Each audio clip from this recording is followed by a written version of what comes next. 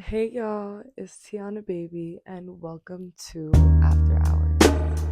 After Hours is a reflective safe space where one can find relief and debrief. In today's episode, we have been graced with one of my dear friends who embodies divine femininity. Please welcome Nyla. Before we get into the episode, I do like to do this gratitude practice. So, in this current state and time, what are three things you are currently grateful for? Life, breathing, being able to feel through my emotions, and overall just love, family, and everything that comes with love. Okay. So yeah. Okay, hear you. Today we are going to be talking about all about womanhood, what it is to be a woman. In your opinion, what does it mean to be a woman? I feel like it's the past that creates the woman that you are today. There's a lot of things that go into it, such as sisterhood, such as, girlhood, having those girlfriends and stuff like that, being able to speak to other girls, and getting that connection with that girl, like, okay, so you understand me.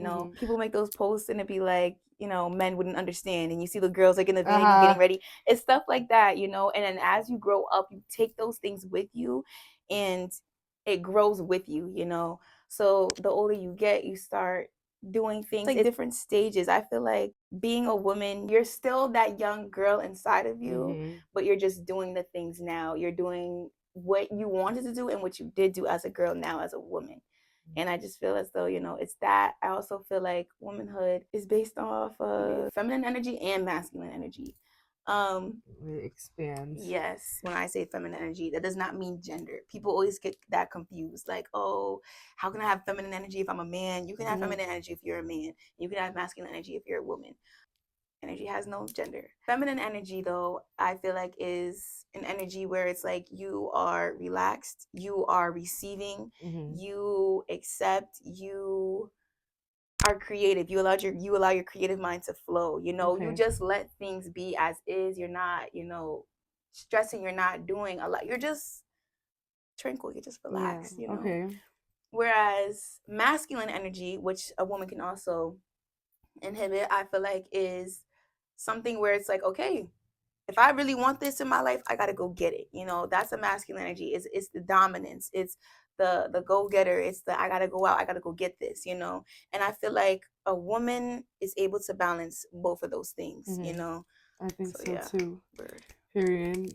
Tapping into your inner child, I feel like that's something that has been just a common theme that I've been hearing lately, just like catering to your inner child, because like you said, we are still the youngest versions of ourselves, the young girls that used to scream in the shower or dance in the mirror and things like that. We are just older and we're allowed, like, we can do whatever we want now, you know what I'm saying? I think to be a woman is very empowering. Like girlhood in general is so fire, because when you really just find like girls that you really connect with, and it's just like, yo, men will never understand. They will never understand getting ready with the music blasting. Yo, can you pass, do you have mascara? Oh my god, can I borrow your shirt, girl? Like, yes, I think those are the good parts of being a woman. And it's also too the nurture, the natural care that women have.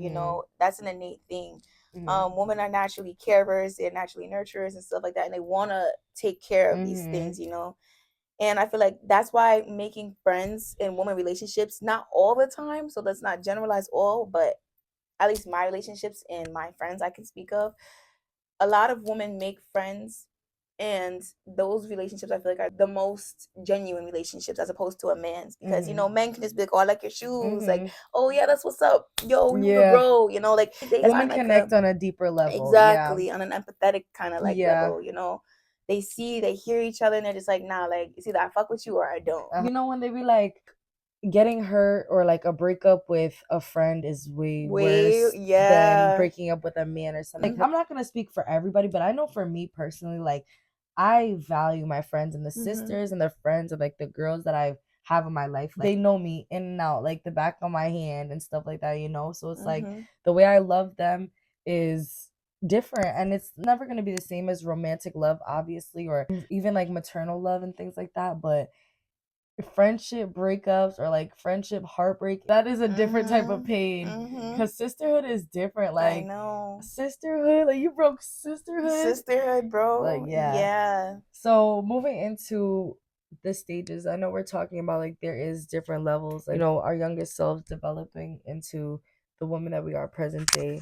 So elementary stages, how were you? Like from Yeah. 5 to 10, how would you describe yourself at that age? I feel like at that point, when you become like aware of what people are saying to you, you can finally understand what words mean and stuff like that. That was a very pivotal point in my life to change the scenery. So, it's that. And on top of that, too, this is when people start becoming picky with who they want to hang out with. Oh my That's when the little, gosh. yeah, That's when the bro. cliques are Yeah. happening. And you're like, wait, like, who am I? Like, am I a part of the cool kids? Like, what am I? Yup. And it's that constant battle in your head. Like, So who were you? Like, what were you? yo, the way that I am today, yo, I promise you, it was like I never had a clique. I don't believe in cliques, me personally. Really? Mm-mm. I feel like you're limiting yourself so much when you just say, yeah, I have a friend group. Because now it's just like, imagine those friends don't go out to a party and you want to go. Now it's just like, okay, I'm not going to go because my friends aren't going. You're limiting yourself in the things that you could be doing, the opportunities that you could have had. Zero was just a solo, yo, like really like a free bird yeah, anywhere. bro. I used to be around. I would have like one or two really close friends, and then after that, it's just like if we friends, we friends. If we're not, we're not. Oh, period. But it's just like, yeah, like, You were with vibes. That was You were with just vibes. yeah. Yes, Like, now you are the yes. same still. Like for me, from 5 to 10, elementary school, I was one of very few colored people and like black kids in the school.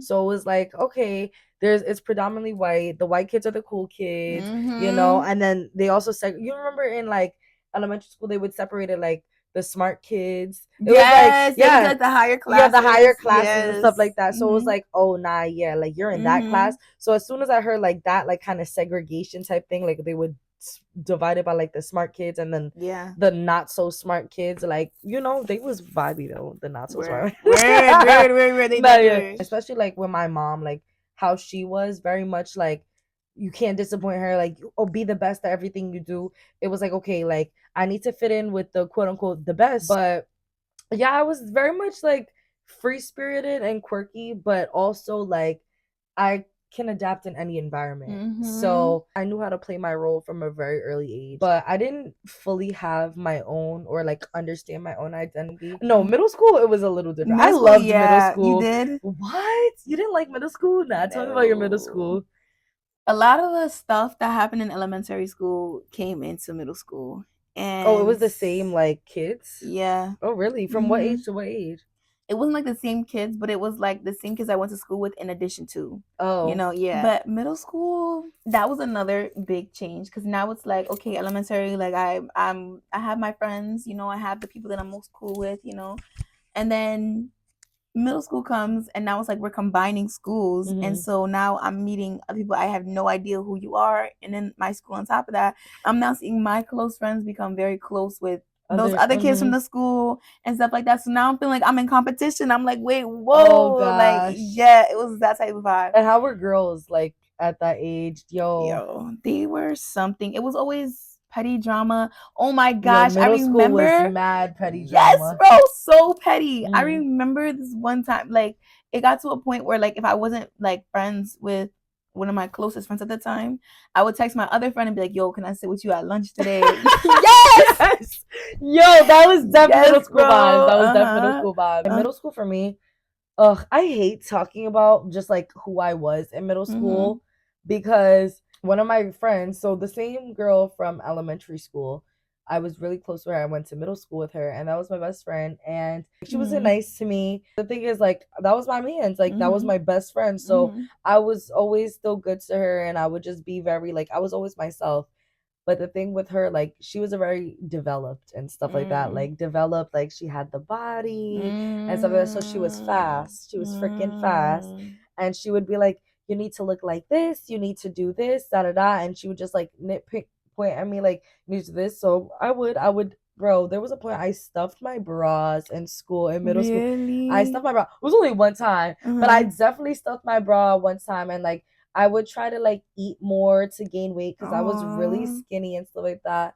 But then I started to like embody that person. And like I said, like I would always try to be in like the smarter classes because of like how my mom conditioned me to be, and like seeing that in elementary school. But in middle school I went to like a more integrated school. So it was white kids, but it was also like more black kids and more representation of black kids and like Spanish kids and stuff like that. So I always had my group of white friends, and with the white friends, that's who I was like the mean girl to. Like the same person that girl was to me, like very nasty leader like that's who I was trying to be. And it was literally like Mean Girls. First of all, we called ourselves Mean Girls, y'all. What? With that, I definitely got a taste of my own medicine because 8th grade, when it was time for graduation, they were all like, "You're a bitch to us. You're a bitch. We don't like you. We haven't liked you for the longest time."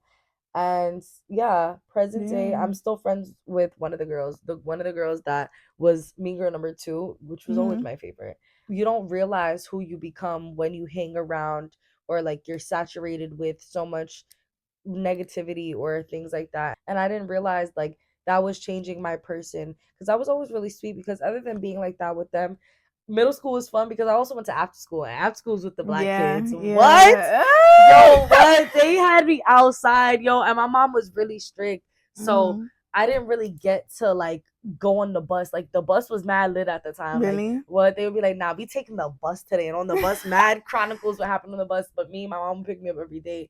But after a point, like 7th grade, I started to get to go on the bus, and we would go to art school. And that's when I was really like learning myself, like learning more. Like, okay, like black kids are cool. Like black kids are mad fun. Like I like my people. Like in high school, what was high school like for you? Well, that's actually perfect that you said that, because high school, I went back to my black school. So all of like the first 2 years of elementary, I was in a black school. And then for the last 7 years, from elementary to middle school, it was all white. So my freshman year in high school, I was like, yes, back with my black people, you know? It was just like a culture shock to me. I'm not gonna lie. The reason why I smile so much is because at that white school, bro, you had to. yeah, I If feel you like weren't smiling, then it's just like, oh, there's you're something wrong with her. exactly, like, oh, she has an attitude, or she's angry, or she's something, you know. I always had to like overly do my emotions, you know, to make people feel comfortable and safe. And on top of that too, I was a black kid with locks, so it's just like, you had locks? Yeah, locks. You didn't Really? know that? No. Oh shit. Yeah, Yeah. no, my shit was leaky. Oh, my period. hair was dumb long, but I cut it off freshman year of high school because I wanted a new identity. But yeah. Oh wow, you were like a different person. I never knew that. Yeah, that's why I always keep doing locks now, because it just kind of brings me back to it a little Oh bit. wow. Yeah, And it it looks kind so of. beautiful. Thank you. Yeah. Yeah, I wish I still had them sometimes. But yeah, so high school was a lot better. I thought I knew who I was coming into high school. So I'm like, okay, like this is the era that everybody makes movies about, that everybody be talking about. They like high school, like this is it, you know?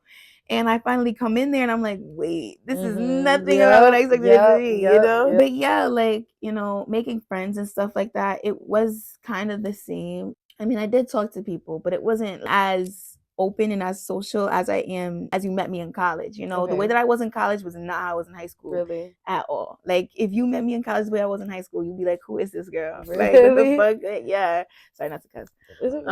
But yeah, and I feel like that stemmed from just me being insecure, because I did go to a white school for 7 years. Nobody looked at me, nobody wanted me, you know. And I'm hearing all these stories. I wasn't deemed as pretty by my white friends, you know, because I'm a whole different race. Like, you know, like I'm a whole different standard. I'm not even in the equation.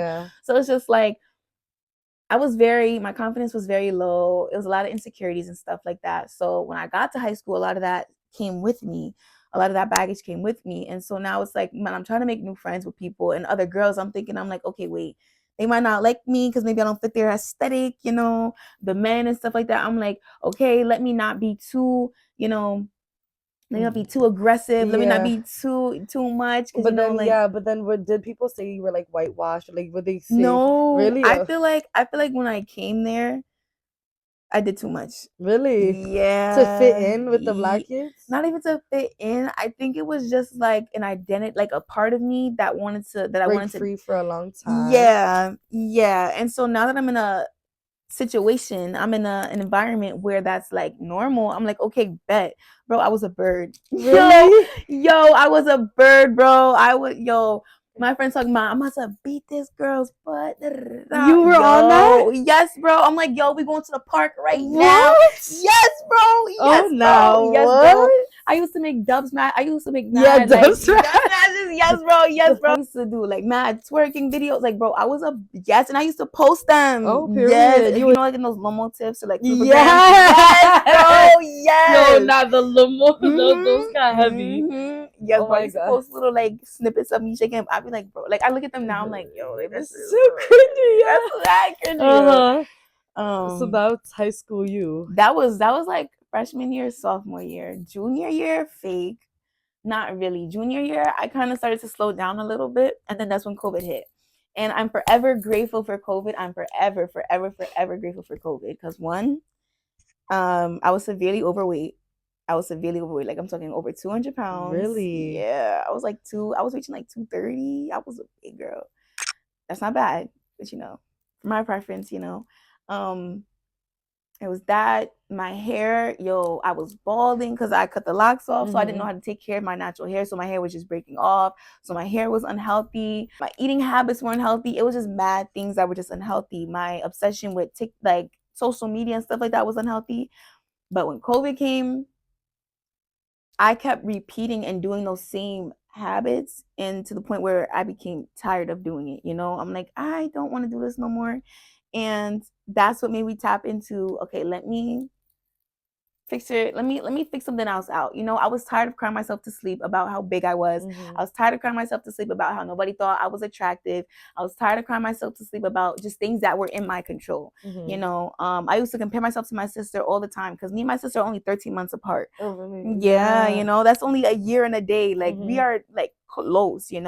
And my sister was deemed as the it girl in high school. Everybody was on that. Like all the boys would only talk to me just to get to my sister. Like, and I'm thinking like, oh, he might want to talk to me. No, he's like, yeah, what's your sister snap? Like it would be like, Oh, yeah. yeah, So it Oh was like gosh. when my sister would post a picture on Snapchat, you remember how everybody would like screenshot their friends' post and Yeah. repost it? Yo, my sister I would just see my sister's like picture, like I would And just keep looking. everybody's I'd be bubble. like, damn, like I'd be like, yo, like, and then I post a picture, crickets. I'd be like, okay. So that like I was tired of feeling like, Not wanted. helpless and not Yeah. wanted because it really, it really shot my ego and it really made me feel like shit. But yeah, so with that being said, COVID, I couldn't run away from my thoughts. I was in my room every day, I had to sit with my feelings, I had to sit with my emotions. And I finally was just like, yeah, like I'm tired of this same feeling. I'm tired of the same emotion. I'm tired of feeling sorry for myself. I'm sorry for making myself the victim all the time. I'm like, bro, if they not jacking you, they not jacking you.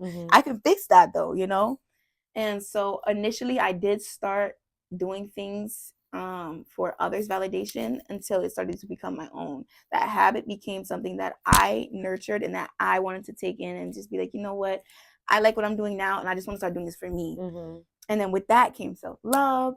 And then it just started to show from the inside to the outside. And it really it was like a really big like transformation. 180. Yeah, like stage for me. And so yeah, so then when I came to well, I also did have my first heartbreak in high school too. But after Did that that, do it for you? oh hell yeah, that's the only reason why I'm into jewelry right now. He's the reason why he's the reason why I got not he's not the reason, but the breakup, the heartbreak was the reason. That's why I got into the things I got into. It made me tap into a lot of things. And so yeah, when I came to college, yo, whole different ball game, Yeah. whole different Yeah, ball I met game. you as I didn't meet you as like this timid person as you're describing, or like anything as what you're describing. I feel like when I met you, you were very just like how you described yourself, like very early on, like free spirited, like you're just gonna go with vibes, like you're with Word, vibes. exactly. Yo, I Yeah. did use yo, invited myself to Ti's room. Yeah. Yo, high school for you. Oh, high school. High school was good. High school was when I was like, yep, I'm gonna be the it girl that I've always wanted to be, that I would always see on the movies, like the cheerleaders were the it girls. So I became everything that I wanted to be, like a cheerleader. I had all the friends. I would talk to the best football players. Like I had Okay. the football play, like that was my boyfriend. Like I was in the perfect relationship and stuff like that. So high school me was everything that I wanted her to be, but I was literally the most insecure girl ever. Like, I don't know. Like, thinking back, I don't know how I put on such a good facade. Face. People didn't know. Like, I struggled a lot with body dysmorphia, and like even still present day, like it Mhm. happens sometimes, but high school was definitely that time where I could not look at myself in the mirror and like be happy with what I saw. Like, I was very unhappy with my body. I was very unhappy with a lot of things, like my nose, my ears, girl, any Yeah, I insecurity, remember the I ears. made like a thing, but it was a thing times 10. Like, it was so bad. Like you said, like high school time, now we're like everybody's growing into themselves. Like, now we're really getting into social media, or around the time that's when I was really getting into like social media. Like, middle school was more so like Uvu and stuff like Mhm. that. But Kick. like, yeah, like where you could like interact with your friends. But high school was more so like platforms where people are like posting Right. themselves and their bodies, and like their lives and things like that. And I feel like at that time, because I wasn't comfortable with myself yet, and I was kind of like not putting on an image, but fake, like putting on an image of happiness, or trying to be this perfect happy, like I'm always happy girl. I did not have a real sense of identity, and I feel like I suffered a lot from like Like what an if identity yeah, it crisis. was an identity crisis for sure. um yeah, like I wasn't happy for real. That led me to just like being a lot of just unhealthy like friendships, and exhibit just a lot of like unhealthy behaviors naturally. But I feel like because I was so like that internally, the way I was like outwardly like express myself, I would like overly indulge in like my friends' lives. And I'm grateful because I made so many good friendships, and I have, I got to know and understand, and my love for people and my love for understanding people. But I didn't realize the unhealthy habit I had made with that until now. Like, I overindulge in people's lives to avoid my own problems. Mm, And that's something that I recognize like now. But I that's did that big. a lot. Yeah. That was really high school me. COVID for me, I was always a relationship girl. So I was Mhm. always in a relationship. I was in my good relationship. So I would say I had a good relationship, and then I had a really bad relationship. So I was in my good relationship. Like, he was really good to me. I would always give him that. He was very, very good to me. And yeah, like he was helping me. One thing I can say, he definitely helped me in terms of just like being secure with myself. Like, I would always nitpick at myself, and he would like be there to like piece me back together when I Mhm. would break myself down. And because I had somebody like that, I didn't need to do it for myself.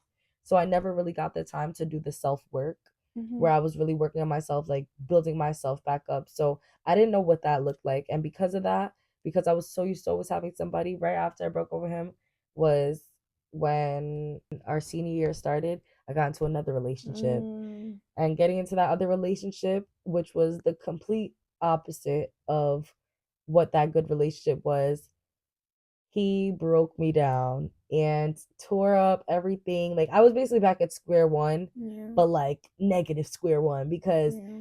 he was a lot more experienced with life. Mhm. And the way he saw himself, or the way he saw life, was not as innocent as I was, or Mhm. I should have been experiencing at the time. Mhm. So I feel like that played a lot into like not knowing myself and not being able to recognize myself as an individual, but more so as like a people person and like a people pleaser. Like, I am for the people. I am not Mhm. Tiana without people. Like, Mhm. I didn't know Tiana for who she was by herself in high school for real. And yeah, that completely changed in college, Yeah. which I'm grateful for. And I guess that leads me into like currently, like, what current stage would you say you're in? I feel like it's weird. I feel like I don't really know the stage that I'm in until I'm not in that stage anymore. Okay. But the best way I could describe it would be I am right now, at least to my knowledge, I'm very self knowing. You are. Thank You very you. much Thank are. you. That's the one thing I really want to be tapped into is just myself, my emotions, how I'm feeling. I like to dissect everything, For example, my friend, well, Sophia, we was going on a bus a Hmm. couple days ago to come bake. we was getting on the bus and we showed the guy our ID, and you know how they don't like that. They want you to swipe the card. So Sophia shows him her ID, and then I show him my ID. He's yapping, he's just talking, and so he's like, just go, just go. And so we walk on the bus, and then Quan comes on. He swipes his card or whatever, and then the guy calls Sophia back. He's like, no, no, I don't think so. Get back here, get back Wait, here. to Sophia? Yeah. Uh-huh. So Sophia goes back up there. She's like, I'm confused. He's like, I already told you we don't do that showing the phone stuff. We stopped that. We stopped that in November. Like, he's just going off on her, just like making a whole scene, just being very nasty. He was being very nasty and very rude. And so he's like, yo, I'll pay for her. He's like, I'll pay for her. He pays for her. He offers to pay for me too, but the bus driver's like, no, it's fine. He's like, you don't need to pay for both of them. So we go to sit down. And he's like, next time y'all do that, you're not getting away with that. You're not getting away with that. Just really rude. Oh Just my mad gosh, weird. taking Yeah. a job mastery. Literally, like, bro, it's a bus. Right. Come on. Like, what are you gonna do? Kick us off? So, anyways, Sophia's sitting and she's just thinking, and I could tell she was really upset and she's just staring. And I was listening to her, she's explaining how she's feeling and stuff like that. She's like, he was mean. And I could tell that the way that she was explaining him and how he showed himself, like how he showed his ass, it really affected her. And I feel like she internalized all of what he said to her. She internalized. And so I was telling her, I'm like, okay, I remembered, I went back and I thought about, okay, the situation on the bus. And now I'm like, okay, Sophia, I was like, one, the man doesn't even know you. I was like, he doesn't know you at all. I was like, so he's not being mean to you. I was like, he's not being mean to you. I was like, but all of what he just did to you just now, he doesn't have no personal vendetta against you. It's nothing personal. It's nothing personal. He's just projecting how he feels. In his mind, he's living in a state of mind where it's just like, yeah, nothing goes by me. I was like, it's fake, like a little power trip, like maybe he was in a situation where somebody was controlling him, somebody had control over him.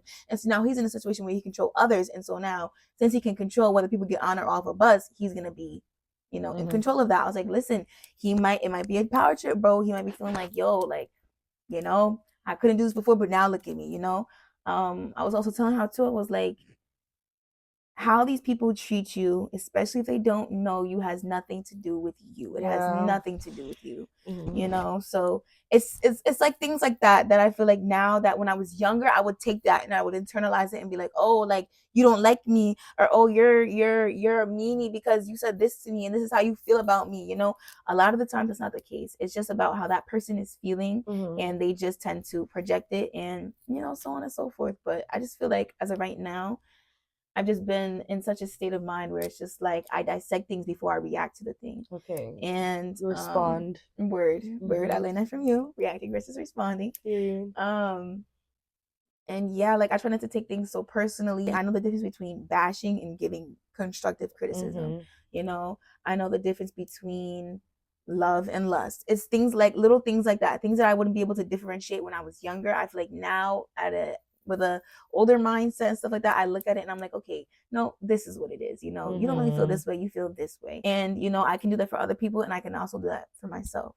So whatever that stage is called, I feel like that's the stage that I'm in. Okay. And yeah, and just ultimate high self-love. Like, I love myself, bro. Like, period. That's so good. I love it. You love yourself. Oh, good. I think that's something that I'm still trying to work on, because I'm very sensitive. I do that a lot. Like, I think me and Sophia are similar in the way that we do internalize. But no, yeah, like, personally, like, I definitely would find myself like internalizing people's projections onto me, and like, input does not dictate output, meaning like, the way I show up and show out for everybody doesn't mean that I'm gonna receive the same thing, but that doesn't take away any less than who I am or who I should show up as, and I think that's something that I'm still trying to process. Like, I'm not fully there yet with understanding that, hence why I do still react impulsively sometimes. But I would say currently, and somebody had told me this, I think I'm in like a metamorphosis stage. Okay. Yes. You and your chrysalis. Yeah, like, I feel like all the things that were happening to me over the few months was just like my cocoon, like, it was like getting its layers and layers, and I don't think I'm ready to be broken out and like that free butterfly yet. But I'm definitely like in a stage of like just learning myself, learning to love, learning to accept, learning how to balance like just the duality of everything. Like everything is about a balance, you know? Mhm. And not being so hard on myself with everything because every day is a new opportunity. So just learning to love myself and really master self-love and discipline for real is where I am Word. right now. Word. Yeah, heavy on the mastering discipline. Yo, discipline is the key to success. It Like, really is. and it's one of the hardest things. You'll never Mhm. fully master it, you know? But like having discipline will allow for rooms to be open for you or doors to open that you would never think, because discipline, excuse me, will keep you at a constant state of growth. Like without discipline, you can become stagnant because you're Mhm. allowing yourself to be rooted by emotion or, you Right. know, things like that. Like you will never go anywhere like purely based off motivation. Motivation dies out. Like, Mhm. you know, sometimes you wake up and you don't have the best day. But if you're Mhm. disciplined and you're like, okay, I don't feel like doing this, but I know I have to do this. I'm gonna show You're up for yeah, myself. I'm gonna Yep. show up for myself and I'm gonna make sure that I'm still being this person because at the end of the day, like this is bigger than me. There's a higher Mhm. purpose beyond this, you know? Mhm. So, moving forward with where we are currently in our stage of womanhood, what does achieving the highest form of womanhood look like to you? Or just the highest form of self look like to you? Mm. For me at least, reaching the highest form is just being content with everything that you have and not seeking that from an external source. I feel like once you're okay with, making actions and making decisions by yourself without having to speak to anybody to validate that choice or decision that you're going to make, that's beautiful. I feel like if you can go out in public and, nobody call you beautiful, but in your head you keep telling yourself, I don't care what nobody think, I don't care what nobody say, I know I look good. I feel like if you reach that point, that to me is like, I feel like it's also instilled in us to look for something outside of us to tell us, to validate us and tell us, yeah, you're doing good, you're doing amazing. We hold other people's opinions based on us at a higher standard, and it's just like, but why? Like, why don't I hold my own opinions, my own thoughts of myself like that to that same standard? And even higher. Word. Yeah, Mm-hmm. I So yeah. agree. I think similarly, like achieving the highest form of self would be just like falling in love with Mm. myself entirely, you know? Mm-hmm. And like honestly, like I read this thing like love yourself how you love on others. Like Yep. the same way you love somebody else, the same way you show up for somebody else. Like don't neglect yourself. Like be there for yourself. Mm-hmm. You know, if you're feeling sad, how would you treat another person if they're sad? You would be comforting and stuff. So why when I'm sad, like do I tell myself you can't feel like this, you know? Mm-hmm. No, let myself feel it, hug myself. Like it's good to hug yourself as I've been like just doing recently. Like all these things were so weird Mm-hmm. to me for the longest time. Like that's something I would say I'm really grateful for that society is shifting to, Mm-hmm. just being more open to like emotions, because I feel like they're putting a name to everything now. Mm. I couldn't recognize like anxiety for anxiety Right. before, or being depressed as depression and things like that. I was like, okay, just like I'm It's sad, just a I'm not feeling feeling, good. Yeah, right? like I'm not feeling Mm-hmm. good today, whatever, Mm-hmm. like you know. But like now being able to put like a name on things, like it helps me like to better identify like, okay, I'm doing this, I treat myself like this.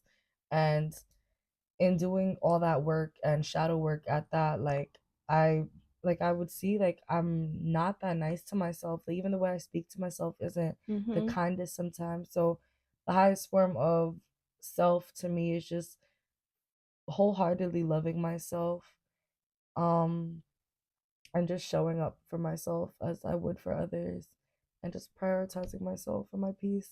Word. Very beautiful. Thank you. So moving into beauty standards, like Mm-hmm. what are some beauty standards or like trends that you've seen that like personally impacted you when you were younger?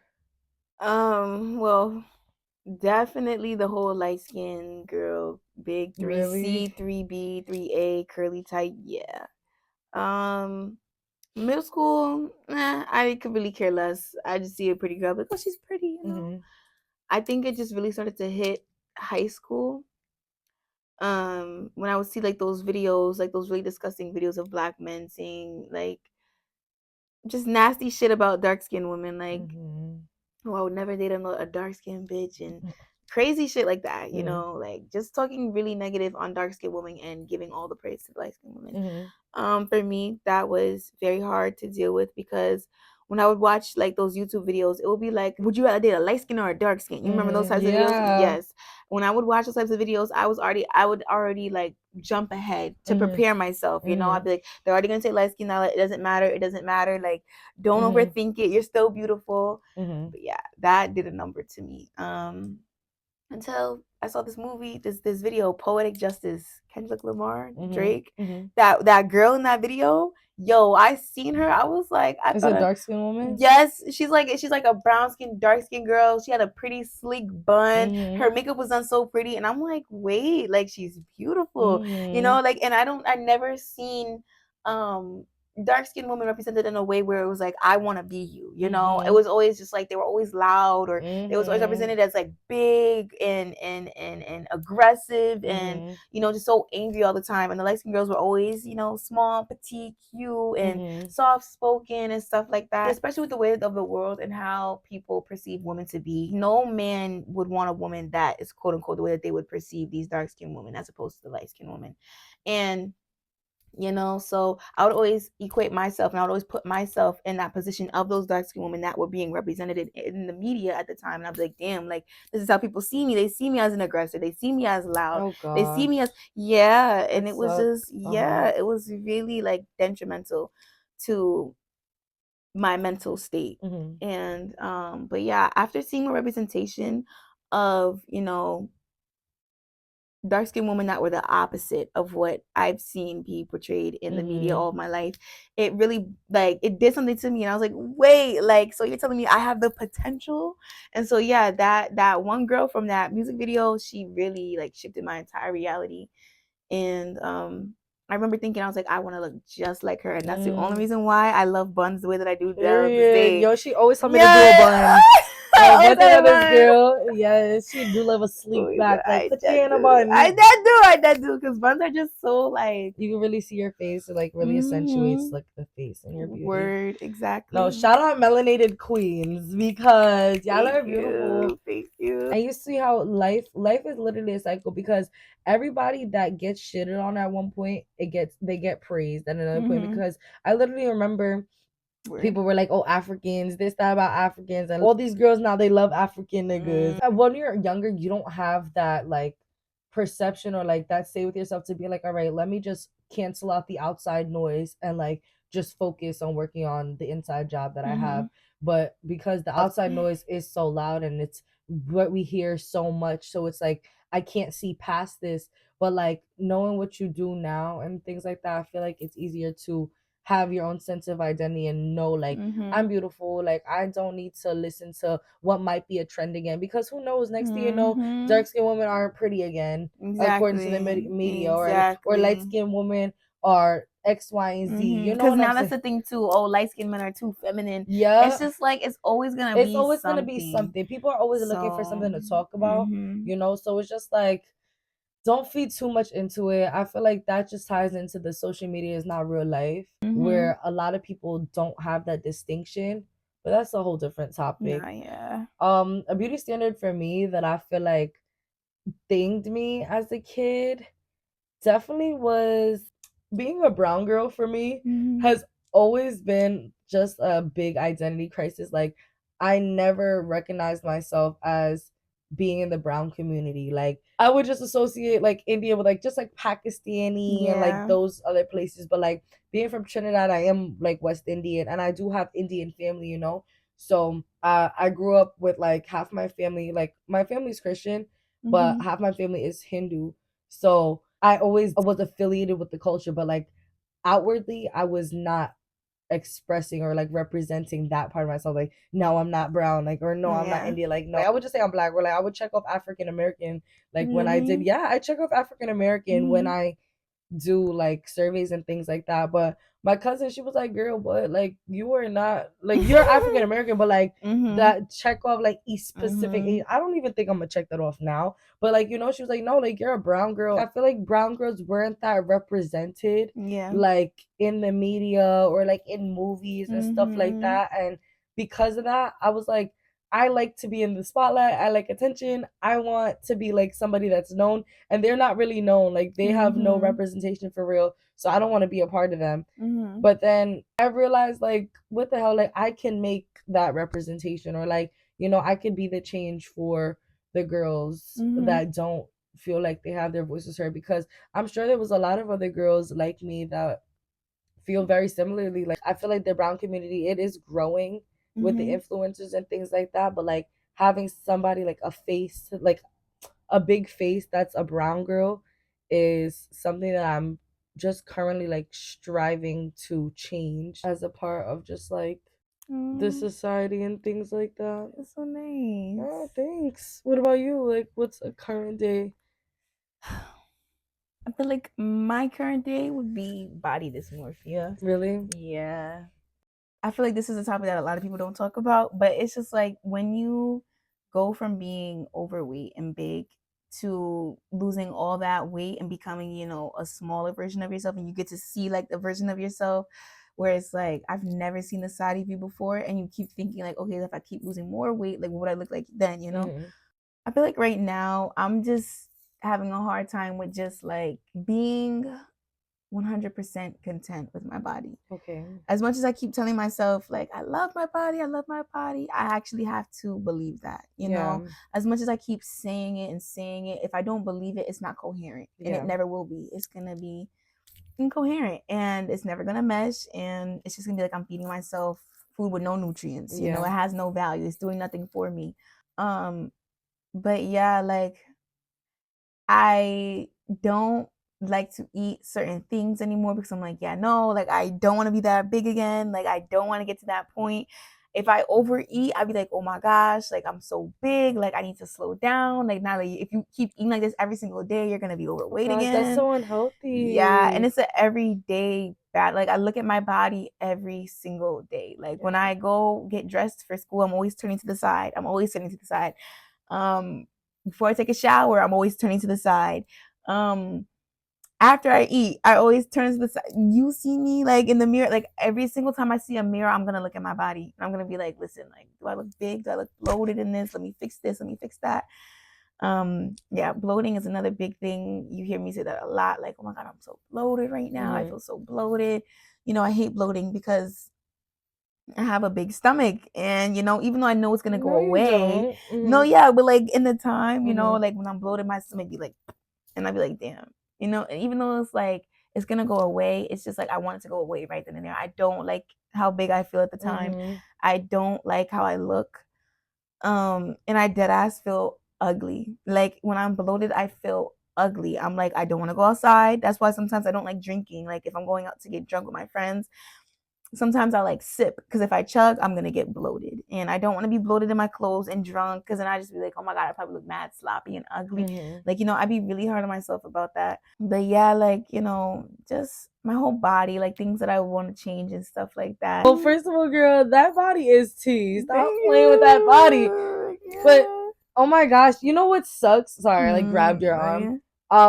My arm. In my I think body dysmorphia, it is so real.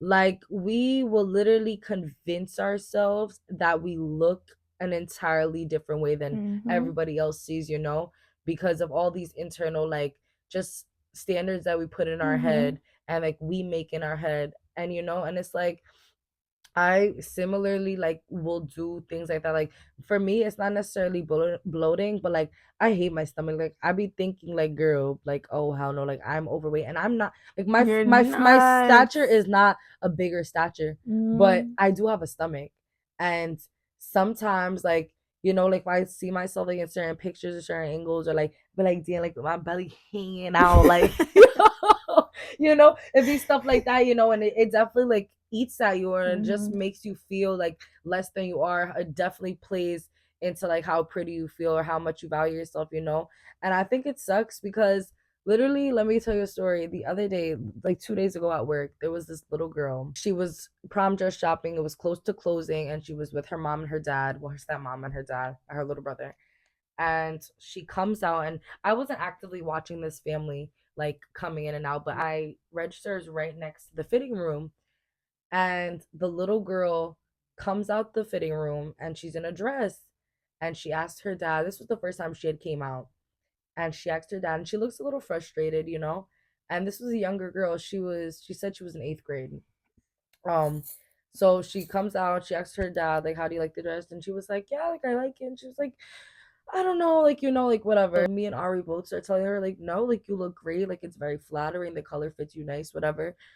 And I'm like what's wrong? Like what don't you like about it? Because I could see it in her face. And she's like, no, like just when I turn to the side, and she starts to cry, and she's like, I have this, like my stomach looks bad, like my body looks ugly. She was like, no, like I don't like how I look, like I look big and stuff. And I'm like, what are you talking about? Like you look great. And I'm like telling her, I'm like trying to not convince her, but I'm like telling her what we see. I'm like, no, your stomach doesn't look big at all. Like it's flat. Like you look good. Like it doesn't even matter if it's not flat. I'm like, girl, when I turn to the side, I have a little pudge too, but like Mm-hmm. that doesn't mean anything. Your body looks great. And she starts tearing up, and she's crying, and then in speaking to her, so like after that, I was like on that. Like I was just on her, and like just like helping her like find dresses and stuff like that. And like I was asking her some things, and she was a little girl. Mind you, this girl's in 8th grade. So that's like 11, 12. Yeah. To for me to hear at like 11, 12, like how hard she was, and like seeing tears fill her eyes because she didn't think she could wear the dress because she didn't like how her body looked. And people tell her that she looks big, so she thinks she looks big. It was so sad. And like it opened up my eyes to that reality that like we are exposed to so much that make us so hard on ourselves, and that make us like resent ourselves for things that we don't control for real. Like, Mm-hmm. like you don't like your body, yeah, you can change it, but in the moment, what is beating yourself up gonna do about it? You know what Mm-hmm. I'm saying? Nothing. And body dysmorphia is such a fucked thing because you will like change your entire mood looking at yourself and being like, damn, Literally. like my stomach is a little bigger than it usually is. Like now I'm not prettier, like the prettiest that I've ever been. Like that reality is not okay. And like breaking those realities by just like reaffirming yourself, Mm-hmm. Everyday honestly. practicing. Mm-hmm. Yeah. Yeah, affirmations for sure help. Affirmations are Yeah. amazing. It's What are amazing. some like affirmations or like things that you tell yourself when you are in that state? Um, I'm not gonna lie, when I am in that state, I'm not in the mindset to do affirmations. Mm-hmm. But like for example, the day before yesterday, I was dumb tired. I was mad tired. But I remember hearing somebody say, if you even if you are tired, don't say you're tired, you Mm-hmm. know. Um your vibration is going to match whatever that mindset, whatever you keep like believing, whatever you keep affirming to yourself, that's what your vibration is going to match. And the day before yesterday, I had a busy day ahead of me. I knew, I was like, bro, I want this day to go by so fast. I was like, I don't want to experience today for real. I was like, I just want the day to be done. But I'm like, bro, there's no way to live. Mm-hmm. So I'm in my room cleaning up, setting up for my nail appointments. And I'm like, listen, I'm like, I just start going in. I'm just like, I'm grateful. I started talking about everything I'm grateful for. I started talking about like, instead of saying I was tired, I was like, I'm not tired. I was like, I'm not tired. I was like, I'm alive, I'm well, I'm breathing. Mm-hmm. I was like, I'm about to make some money. I was like, I get to sit in my room, listen to some music, talk to some girls and stuff like that. I get to make pretty art on their fingernails. I get to do this, I get to do that. I was like, I'm about to take a trip. Like I'm trying to program my mind to think in such like a positive manner, to make me want to do the things that I'm about to Mm-hmm. do, as opposed to I gotta get up, I gotta do nails Mm-hmm. again, I gotta do this again. Like, oh my gosh, it's the same thing, you know. When I do have facial dysmorphia too. When I look at my face and I be like, yo, like the fuck, you're mad ugly, like you're chopped right now, like you look like Really? chips. Yeah. A lot of the time. But when I step out the house, it's a different story. I be putting on the face. I be like, listen, we're out in public, you can't be like that, you Mm-hmm. know when I be thinking, like when I have facial dysmorphia and I think I'm ugly, I will stare in front of a mirror and I'll stand or I'll sit And I'll just look at myself and I'll just be like, Nyla, like I'll talk to myself in third person. Nyla, I really like your eyes. Like I think your eyes are very Oh, that's so beautiful. You know, beautiful. yes, That's stuff really like sweet. that. Stuff like that, you know. Because just like you said earlier, I'm not gonna tell somebody else. I'm not gonna look at you and be like, "Yo, Tiana, you're mad ugly, bro. Like, Mm-hmm. why the fuck does your hair look like that? Why does your eye like? Why you look like?" I'm not gonna. I'm not gonna do that, you know. Like to myself, yeah, I'm gonna do that. Like, well, why is that stick like that, bro? Like, fix that. Like, oh my god, you got a pimple right there. I'm not gonna say that to nobody else. So why am I saying that shit to myself? You know, Mm-hmm. it is hard. It is easier said than done. Yeah, for It is sure. easier said than done, but I am working on it. The way that you look at yourself, the way that you deem yourself to be, nobody's looking at you like that, Mm-hmm. you know, because it's all in your head. You see the things You're that your people own don't. worst critic. Like we are Exactly. our own worst critic. Mm-hmm. Ugh, we could be so hard on ourselves.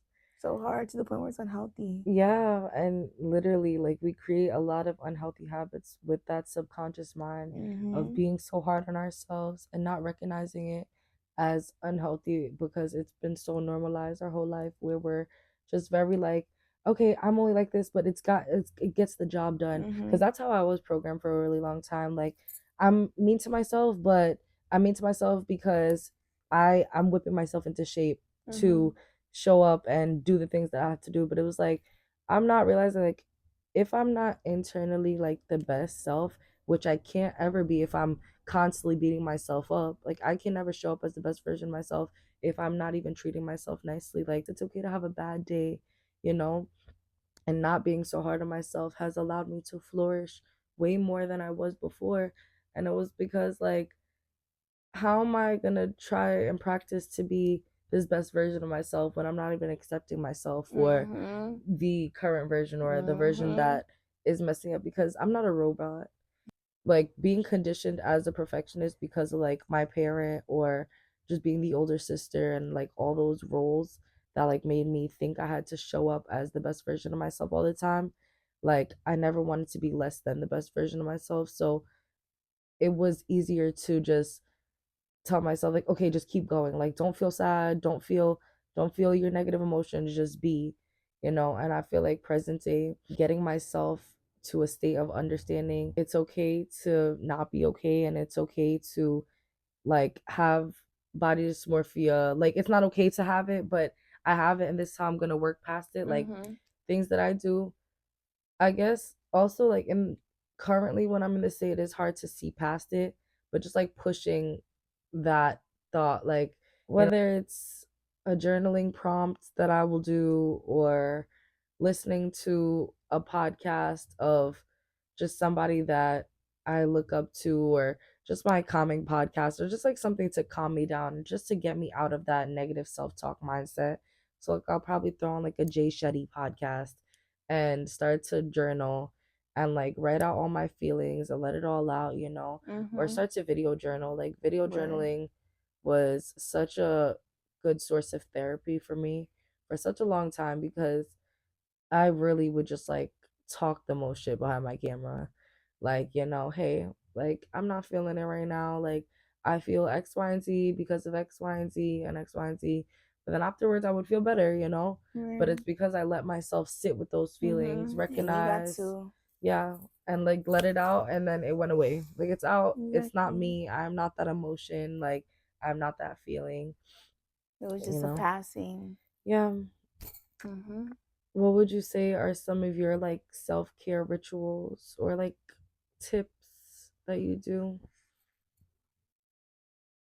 Hmm. In terms of my mental or physical or Or both. both, anything. Okay. Well, my physical, what helps me if I have a bad day, I take a shower every day. But especially on those bad Mm-hmm. days, taking a shower with the intention. I look at the water as a Cleanser. yes, ultimately. Mm-hmm. It's like a light for me. Mm-hmm. It's like a A light. refresher to your rebirth. You're Yes, getting word, baptized in the word, shower. word, word, Yeah. word. And with the soap and my scrungy stuff, whatever that I use, my hand gloves, I use hand gloves. When I'm washing myself, I always say repeatedly, I'm like, I'm washing this day off. I'm like, Good. like I'm releasing this day. This day is done. I'm going to go to bed. And I also pray in the shower too. Praying in the shower Yep, I while I'm pray in doing the that. shower Yeah, too. it's really nice. It's really, really nice. Water is a beautiful thing. Mhm. Um, I will do that. Um, the video journaling, I love video journaling too. But I find myself feeling much better after I write it out loud. I think because when I write, I don't think about what I'm saying. I don't Mhm. think about Mhm. nothing. I just let that pencil just go. Whatever Mhm. comes to my mind, I just put that on the piece of Mhm. paper. And when I read it back, like months from that day, I'm like, dang, like Like that's she was really like, and then yeah. you'll start on one page, and then it'll be 10 pages. Yes, Yes, bro. yes. I'd be like, 10. dang, So I was feeling all that, so it Yeah, was really go. Yeah. exactly, exactly. Journaling is very essential. I recommend it to everybody, even if you're Yeah. having a good day. Like, even on your Yeah. good days, I always Yep. recommend to journal. Journaling is not just for bad days, and I feel like that's such a misconception where like, Mm-hmm. oh, you only have to write down your bad days or remember your bad days or like video journal and talk to yourself to remember the bad things. Like, no, remember, praise yourself, remember the fact that you got award or a Mm-hmm. reward or that Mm-hmm. compliment that sat with Sat with you. you. Like, Yes. remember those things. Like, it's good to also have the memory of those good things that Mm-hmm. in like that initiated dopamine, like, Mm-hmm. those feelings of dopamine that aren't everlasting but feel really good when it does happen, remembering that, because feelings aren't forever, but the negative feelings aren't forever as well, so why are we only holding on and highlighting the negative ones as opposed Mm-hmm. to the good ones as well? Mm-hmm. Mm-hmm. Oh, Yeah. Every time I think of a negative thought, think of three positive things. The three good, positive things will always outweigh the negative. good, yep. So yeah. It's so crazy because I definitely think of the shower in the same way. It's so, Really? yeah, like literally, um, and I would do this before as well. Like water for me is like a cleanser. Mm-hmm. Like obviously it's a cleanser, but like I literally think of it as like I'm washing away all the negativity, all the bad like energy and exhaustion that I was Mm-hmm. feeling. Like I'm washing it all away. God is cleansing me, Mm-hmm. like, and literally I find it so, like, I feel like I'm at a high. Like Mm-hmm. when I'm in the shower and I'm washing my body and I start to scrub and I really start to talk to God, because even Mm-hmm. if it's out loud, because I used to do it out loud, and recently I've been just doing it in my In your head. head. And I find that it's this quote, and it's one of my friend's tats, but I love it so much. It's like, quiet the mind and the soul will speak. Honestly, Nyla, like in the shower especially, I never would feel like so much serenity or peace before until now, where I start to recognize the shower as that, like, Mm-hmm. I'm cleansing, I'm washing away, like, this day is not me, my feelings weren't me, Mm-hmm. I'm washing it away. And in talking to God while I'm doing that and just being in my mind, not out in the world and not just living and like just being just like a being that's doing all X, Y, and Z. Like I'm just being present. I'm being in the moment. I'm telling myself I'm gonna be okay. And even sometimes like I'll start to pray and like sometimes literally like I would feel God just like quieting my mind, like Mm-hmm. just and just take it in, like just take in the shower. And I just feel myself like getting to a better state of feeling. Like I feel better. And it's the weirdest thing. So like you saying that, it's like it's really cool Yeah. because I definitely recognize the shower as that same thing. Like Yeah. And even if you don't view the shower such as that, because I didn't start viewing it like that until I got older. mhm. My parents just always said you never take the outside day in with you into your bed. Your bed is your sacred Oh, that's good. space. Wait, what is it? Yeah. You never take the outside world with you into your sacred space, which is your bed. Keep that. This is for you. This is for you. If anybody does come in the bed, you make sure that they're clean. You make sure that they don't have the energies of the outside world with them. You make sure they don't have the dirtiness, especially of the outside world with them. No. Before you get into my bed, you take a shower, just like I did, and then you can get under these covers, because this is sacred. Like, this is where you sleep at. Yeah. Sleeping is like a really, really, really, really, really deep meditation. People don't look at sleeping such as that, but sleeping, you meditate when you sleep, you're breathing when you sleep. Yes, you dream and stuff like that, but the beginning stages before you start to dream. It's like a deep meditation. You're just breathing and your eyes are closed and you're just relaxed, you know? I You're heard a not, dream is only like 7 seconds. yeah. When you're sleeping, you're not conscious. If somebody were to come in, unless you're a light sleeper, but if somebody were to come in here and steal your lip gloss and then close your door and walk out, and then you wake up, where's my lip gloss? Oh, I came into your room and I stole your lip gloss. I'm You such an wouldn't know. overthinker. I'm like, oh my gosh, what if she's right? What if somebody does come in? I No. know, I know, I know. But yeah, like, you know, you're not conscious when you're sleeping.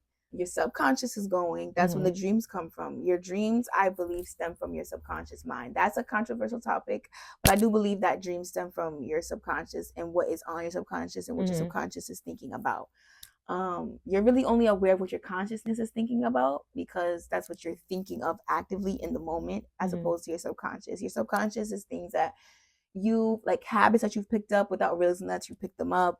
Your subconscious is stuff like, you know, things that may be like in the back of your mind, things that you may have forgotten about that have happened a minute ago, and then they'll come up out of nowhere. That's because it's still sitting in your subconsciousness, you know, things like that. But yeah, when you're asleep, you're unconscious. When you're in a coma, you're basically sleeping, but they say you're unconscious. Same difference, you know. No, yeah. Being a woman in the 21st century, it's crazy. We have social media, which glorifies a entirely different reality than what is real life.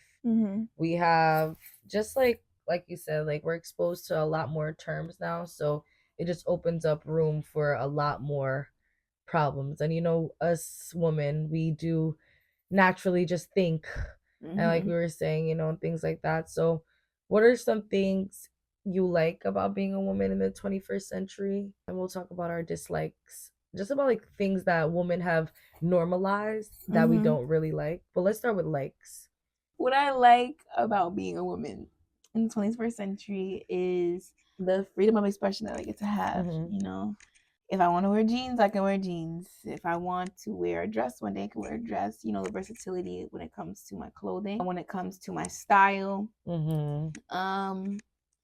I also love the fact that I can speak my mind, you know, and not be penalized for things that I say. I love the fact that I feel like more women now are stepping into woman empowerment, as opposed to, you know, before they would still listen to the man. They would still believe that the man, you know, ran all the things in the world. They ran shit, and that woman just had to sit back and just be meek and shit Not and weak, me. you know, word. Like, no, I'm glad I did not grow up in a time period like that, because I don't know what I would have done. We live in an era of boss woman. Woman can have her own bag, her own hustle. Like, a man is not the only one that is the one that's going to be providing for the house, taking care of the bills. Like, we can go get it too. Like, we're not depending on no man. We don't need to depend on men. I feel like a lot of women in the 21st century, we're defying, or like just showing up as all the things that were, like you said, like manly positions. Like, women are getting into like cybersecurity, or like even like the hardcore stuff like construction, or like being able to do electricity stuff, or like changing a tires. Like, I'm gonna learn to change my tire just to say I know how to change it. Like, I still want my man to change it, but I'm gonna learn to do it too, because I'm grateful, because being a woman in the 21st century allows us to be able to do those things and be okay with like doing those things. And becoming more spiritual and like more to my faith, you hear and you read a lot in the Bible that we need each other. Like, woman and man were put on this earth for like one another.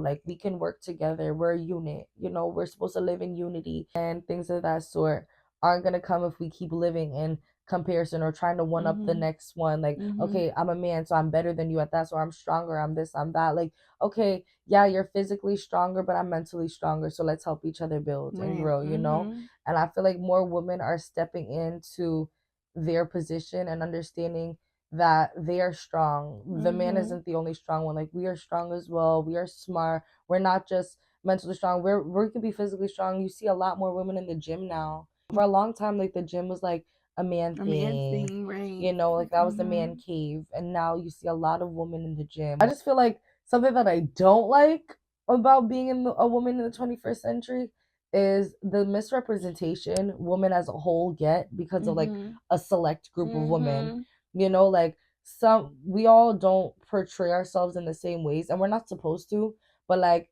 the women that are more like promiscuous or Yeah. like overly like just have a higher sex Mm-hmm. drive and things like that. Like I hate when people or society like group women All as an women. entirety, Mm-hmm. because it's like that's not a representation of who I am. Like I don't, because she acts like that doesn't Doesn't mean I'ma mean. act like that. You know what I'm saying? Like I don't like that. And I feel like Mm-hmm. that's one of the biggest things. To go off on that, what I was gonna say, what I don't like is following the promiscuous vibe, following the, oh, I need to, show my body and let me over sexualize myself to get you to like me, bro. Is those YouTube videos, the 20 woman versus one man type Mm-hmm. thing, or the stand in a line and pop the balloon? Oh Yo, wow, no. Yo, yo. those 20 versus 1 videos, I will never be that good. Like, You're I'm never gonna see me sorry. on them shits, bro. That's too low for me. Like, Hmm. I get it. Like, if that's you, like that's cool. You want to be there for vibes. You're getting You're lowering dressed up. yourself You're getting dressed up. You're to putting be yourself sold, to be sold, to be to be, picked yes, bro, to be looked at for a a man. man's validation on you. And then what makes it even worse is that I just watched the video of this one rapper, I forget his name, and the girl, she makes it to the second round. She goes to ask him a question, and her first question that she gets to ask him is, um, if you were to put me in a sex position, would it be back shots or missionary? And he goes, neither. And it's just like, Oh, I bro, seen it. yeah, like Yeah. that shit is so The humbling and yeah, like embarrassing. exactly. But Like, I feel like, there's always gonna be those people in the mm-hmm. world, like go ahead. If that's you, if that's your vibe, go ahead. I'm not even knocking you, but I just feel like for me personally, like I'm good. Like, I'm I'm upset. cool where I'm at. Also, the things you're indulging in and Mm-hmm. indulging in things like that, I don't think is good for one's self esteem for real. I don't think that it's nourishing in any way. I don't think it adds value to you. I think, if anything, it lowers your value. It But does. I'm not here to tell No, y'all how to it's the act, truth though. I think that just goes into my last question. Mm-hmm. What would be your message to women? My message would be, I want you to live for you. I want you to embrace all of what you've gotten right now. Doesn't matter how little it may be or how much it may be. The position you were in before, you're in a whole different position now. Mm-hmm. Um, think back to when you were a young girl. Think back to those times that you would be like, oh my gosh, when I'm grown, like, what am I going to be like? Mm-hmm. You know, look at yourself now. That's the answer. And if you're happy with it, I'm so happy for you. I love that for you. Yeah. And if you're not happy with it, just remember you're in control. This thing called life is a game, and it's literally like Play-Doh. You can mold it, you can rip it apart, you can put it back together. It's all up to you, and the Play-Doh is in your hands. And yeah, make of it with what you can. No matter how little or how much you have, you can always make something shake. Period. So yeah, That was good. thank you. My message to women is,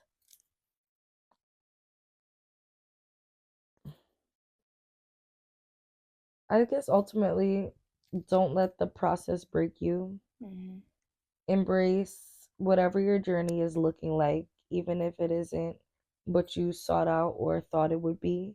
Remembering, when you look good, you feel good. You actually taught me that for real. Like taking that extra time to pour into myself in the morning is something that has helped me just show up as a better version of myself. So, like, taking that time to pour into yourself, and literally, when you look at you feel good. So, like, do things that make you happy. Like, if getting your lashes done makes you happy, if getting your nails done makes you happy, if drinking your tea and listening to Hannah Montana makes you happy, like, do that. Do what makes you happy, remembering we are still feeding those young girls, our 5-year-old selves, our 6, 7, 10, 12-year-old selves. We're still those people. We're beautiful, we're strong, and don't let the process make you forget that. Period. Period. So we're gonna be playing a game. It's called Let's Talk About It. I have here a card of a bunch of different topics, and you're gonna pick five, and you pick the best and worst. So like each topic, you're gonna pick the best of whatever the topic says, and then the worst of whatever the topic says. You just have to say it out loud. Ready? One. 2, Three. 3, 4. Yeah, I wanted that one. 4. You want it? Yeah. 5. Okay, ready? I know. Okay, so the first one is hairstyle. So the best hairstyle right now, the best hairstyle I think, what's something I'm into right now? Well, I think boho braids always eat. I feel like that's a really that's a cute hairstyle. So I think that's the best hairstyle for me right now. And the worst hairstyle, honestly, I hate those like short bobs. Like okay, Really? these no. Like the like, one by the ears? Yeah, the air bob. Oh Okay. hell no. Okay. Yeah, that's one. Okay, go. Purse brands. The best one, obviously Telfar. Okay. I love my Telfar. I love my Telfar. Damn, I like a lot of purses. I don't know. The worst, honestly, Birkin. I feel like Birkin. Really? Overrated? I feel like they're so overrated. They're like a regular bag, bro. It's like a crocodile bag, though. Oh, period. Overrated. Okay, overrated. Romantic movie. Oh, the best one, hands down, The Notebook. I love it, yo. I love The Notebook. I say that. The worst one, I don't know. There'd be like corny ones. Like, I'm not gonna lie, what? Love and Basketball. Yo, I'm not gonna lie, I love that movie. Wait, you don't like it? I didn't think that was that good. I think that was one of the overrated ones. Yeah, everybody doesn't like that movie. They just don't like it because of his. They just don't like the storyline. I think the everybody likes the aesthetic of the movie, but nobody likes the storyline. Yeah, I don't know. It's It was not my favorite. Yeah. I think the worst one is probably one of these like. Actually, I heard the after movies were good, so I don't really know what's a bad romantic movie. All right, well, let us know what's a bad one so I don't watch it. Thank you. Here you go. Moisturizer face. Okay, I started using what is that? Cetaphil. I started using Cetaphil. The worst one is CeraVe. Really? Yeah, it's really bad. It's really bad for your skin. Really? Body lotion. A body lotion that I'm using right now that I would just say is the best because is the EOS body lotion. I don't really know if it has the best ingredients, but I really like it. The vanilla cashmere is what I'm using, and I'm about to try Fresh and Cozy, so I'm gonna let y'all know. So that's the best one right now, and I think the worst one, mind you, I use Nivea, but I don't really I feel like it's more for men or like people that have like if you have dry skin, don't use it. Oh, really? Yeah, I don't think it's hydrating. Really? I feel like it's just I don't really like it. It's not I don't feel soft after it. I be feeling a little sticky. Yeah, I don't really like thick. It's really thick. Yeah, I hate those type of lotions that make you feel. I don't know. Nivea isn't bad actually. Yeah, I don't hate Nivea, but I don't love Nivea either. I like the more nourishing, the oily based lotions, and Nivea isn't that. Oh, okay. Designer. My favorite designer. Well, I'm speaking purse wise, but purse wise, I'm sorry. I love Michael Kors purses. They're just so cute. Yes, bro. They're so cute. It be giving me there's white girl on a yacht vibes. I love Michael Kors purses. Okay. I fucking hate, what are those jeans called? What? True Religion? No. What? Those $700 jeans. Amaris? Amaris, bro. Really? Oh my god, bro. Oh my god. I don't understand the point. I think they're so ugly and they look like Aeropostale jeans. Oh my god. Yes, they do. They look like Aeropostale jeans. Everybody just wants them because everybody from the city has them. Bro, they're so overrated. Exactly. People just want to be in the clique. Let's see. Makeup product.